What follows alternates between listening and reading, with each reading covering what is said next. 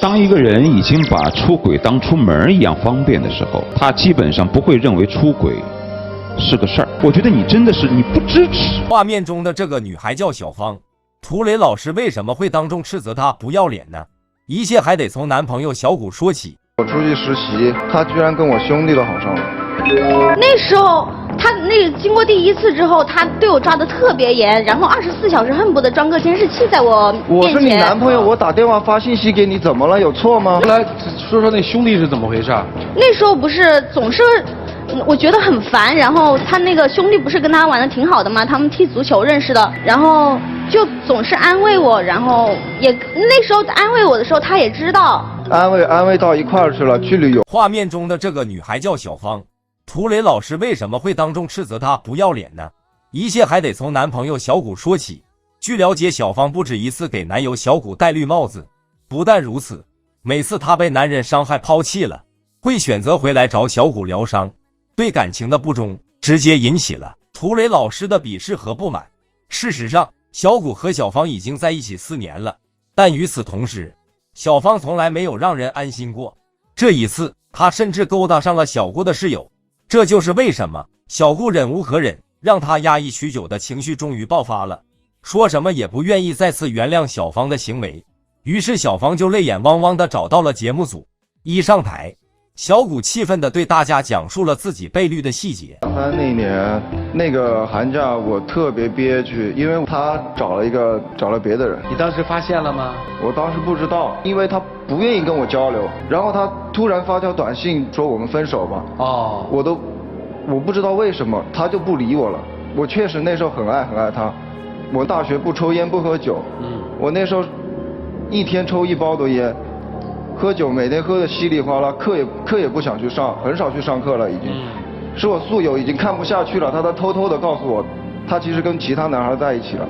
原来他第一次被绿的时候，小谷并不知道，他甚至认为可能是因为自己做的不好，所以女朋友小芳伤心生气才不理他。所以那段时间小谷很抑郁，整天都很颓废。如果他的室友没有告诉他，他甚至都不知道他的女朋友出轨了。针对此事，女友小芳会如何解释自己的因为那时候不是假期回去吗？然后在火车上碰到的那个男生跟我在同一个城市读大学，但是不同的学校，然后又是同乡，然后在那个车上就聊得挺来的，然后回到那个乡下的时候，然后他就对我挺好的，然后还总是去我家找我，给我送一些小礼物，然后那时候我有点动心，就那个在一起。看着小芳的无辜，如果不是大家已经知道详情，还以为被伤害的是她。而且可笑的是，她背叛了自己男朋友的原因，仅仅是有一次在火车上偶遇了一个男老乡，就让小芳果断背叛男友小谷。但后来她说她知道自己错了，就回到小谷身边，所以这一举动并不是背叛。这种想法真是够奇葩的。但主持人心细如发，他一听就认为事情没那么简单。因为既然小芳已经选择了劈腿，就不会这么容易就回头。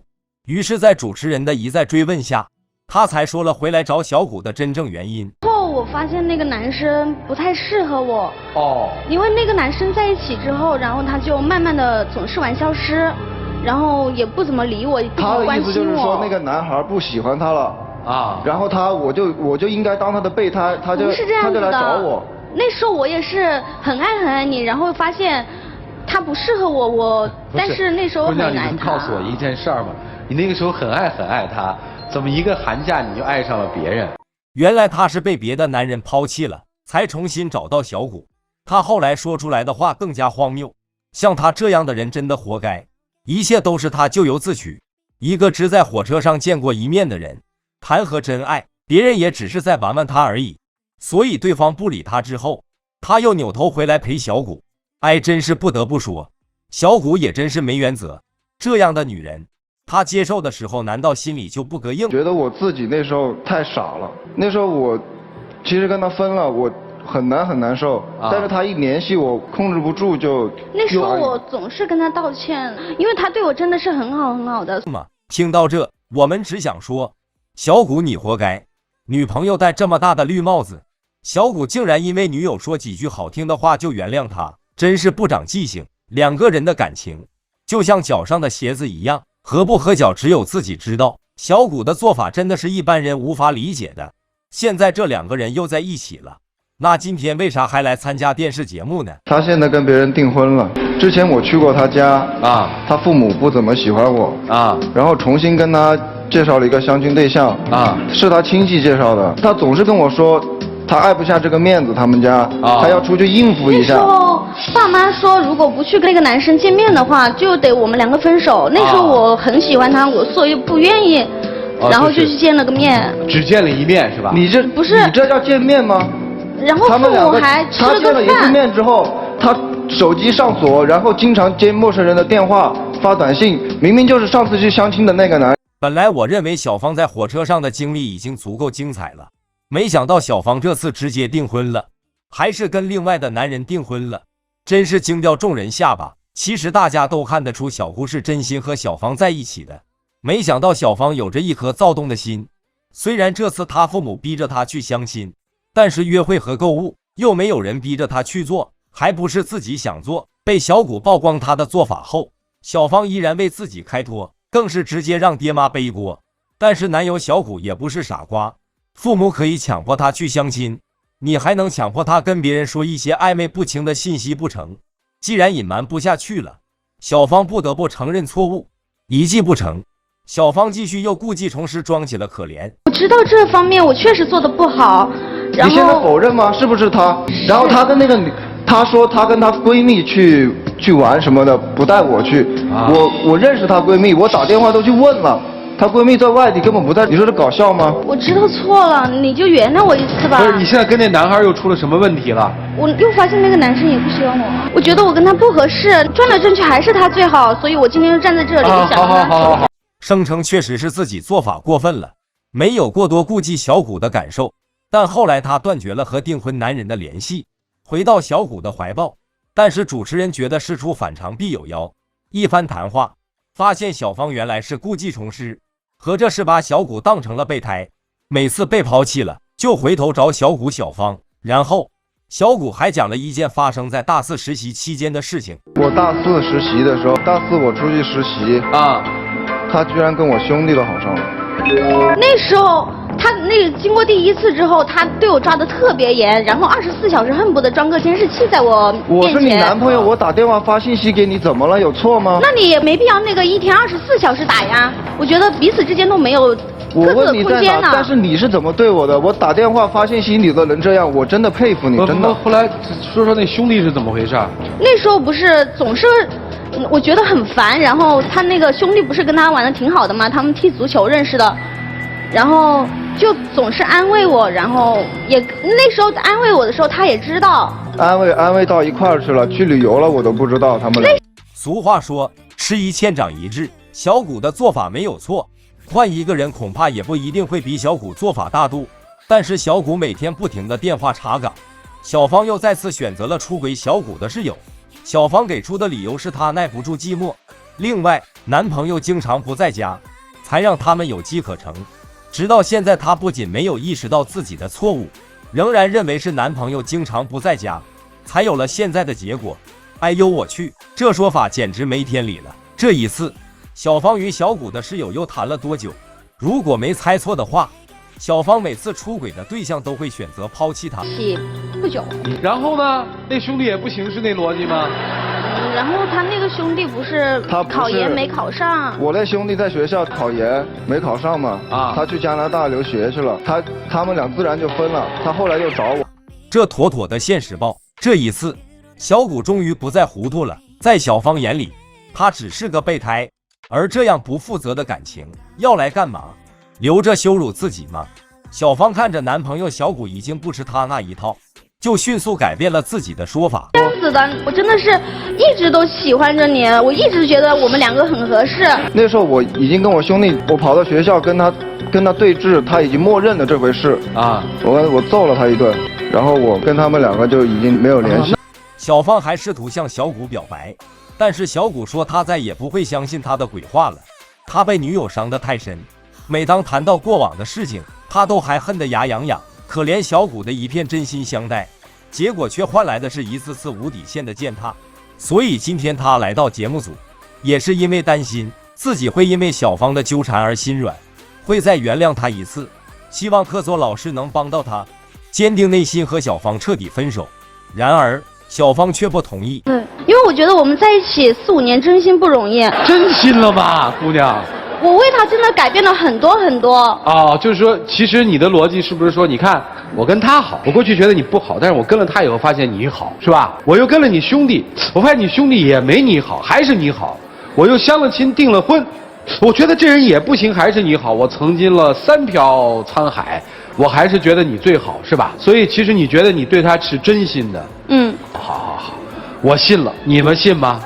我不得不说，小芳真是屡教不改，有了新欢就抛弃旧爱，被新情人抛弃后，她又回头拿小谷刷存在感，做了这么多荒唐的事情后，你怎么还敢说你对小谷是真心的？真是厚颜无耻。看着如此不要脸的小芳，主持人只得提出让台下的嘉宾老师帮他们一把。你这种女孩叫做海绵女孩，只有吸别人对自己的关心，吸纳别人对自己的那种好感，吸纳情感中那种新鲜感，你才觉得我是存在的。海绵女孩最大的问题，自己不会经营感情，只能凭借新鲜感和刺激来维持自己。这是为什么要出去？最重要的是为什么还要回来？我很爱他。听完老师说的话，我发现小芳就是个女海王。一个海王有什么资格说真心和爱情？但小芳还恬不知耻地说，因为他们是彼此相爱，那又为什么一而再再而三地伤害男友？很明显，她不爱小谷。然后于老师也直接说出了小芳的真实想法。你怎么可以一而再再而三的去做这种事情？那是非常对人的伤害。我觉得你很自私。爸爸妈妈可以不同意你跟他们有他们的意见，但是你怎么可以跟他，然后去跟别人，又去跟他，太可怕。姑娘，你这么年轻，一个人不可以拿自己的尊严开玩笑。而且你一做再做再做，你说你爱他，我根本不相信，你根本不考虑他的感受。等到这个新鲜劲儿过了，也许是人家不喜欢你了，你刚才说他发现他也不喜欢你的时候，你又来找他了。我不晓得这个脸怎么可以拉得下来，又可以站在他面前，还有你这个傻子，你怎么又可以又原谅了？一而再再而三，你要是我儿子，我早给你踹出去。小芳的行为不是爱，只是因为习惯，而小谷对她无底线的包容和忍让，也给了她一次次背叛伤害自己的机会。如果他还知道良心难安，那就不要继续祸害小谷了。趁早 say goodbye， 一直沉默不语的涂磊老师此时终于忍不住了。当一个人已经把出轨当出门一样方便的时候，他基本上不会认为出轨是个事儿。我觉得你真的是你不支持，就是你要知道他的不支持有很多是你造成的，恰恰是因为他出轨的成本太低了，所以他每次都能够堂而皇之的敲门，当当当，我要回来开门，你啪的马上就开了，甚至连责问都不责问几句，请进来吧。是你一次又一次的包容，导致到他觉得这个尺字越来越不值钱。我相信第一次他出轨，也就是在寒假的那次的时候，他内心是有过耻辱感，他是有过羞愧和害臊的。但是因为第一次你什么都没说，你一接到他的电话，你甚至特别的兴奋，甚至不敢问他说什么，甚至害怕他羞怯怯的跟你说对不起，我犯了错。你甚至不忍心看到他这样说，所以你马上就跟他在一起了。因为我爱你，我无限制的可以包容你，回来吧。第一次是你这样告诉他的，第二次又是，第三次又是。事实上，涂磊老师是对的。如果不是原谅的成本太低，事情就不会发展到这一步。所以正是因为他的几次原谅，这让小芳越来越不把他当回事，直到最后忍无可忍才爆发。看着两个人被骂得不忍直视，主持人出来缓和气。你想，他最要命的是在什么地方？比如说你跟他分手了，你又谈了个男朋友，跟这个男朋友分手了，又谈了一个男朋友，跟这个男朋友分手了，又谈了一个男朋友。大概大家对你的看法是另外一种看法，是吧？所以有些时候我觉得对你来说最好的一个方式就是趁现在赶紧离开。气氛说到这里，那么小芳能知道自己的错误吗？一次机会吧，我真的不会再有下一次了。老师也刚才也说了，我真的知道我真的彻彻底底的错了，我们就回到以前嘛，那时候你对我多好啊。那个面对小芳的恳求，小谷又是怎样的态度呢？你就当这是一段回忆吧，不管是好的还是坏的，到这里我们就结束。看到这个结局，大家不禁暗暗松一口气。小谷终于也挺直了腰板，果断的拒绝，希望他的离开真的能让小芳清醒，不要重复以往的愚蠢行为，也希望小谷以后能找到属于自己的幸福。屏幕前的你有什么想法或看法？欢迎在评论区留下你的评论。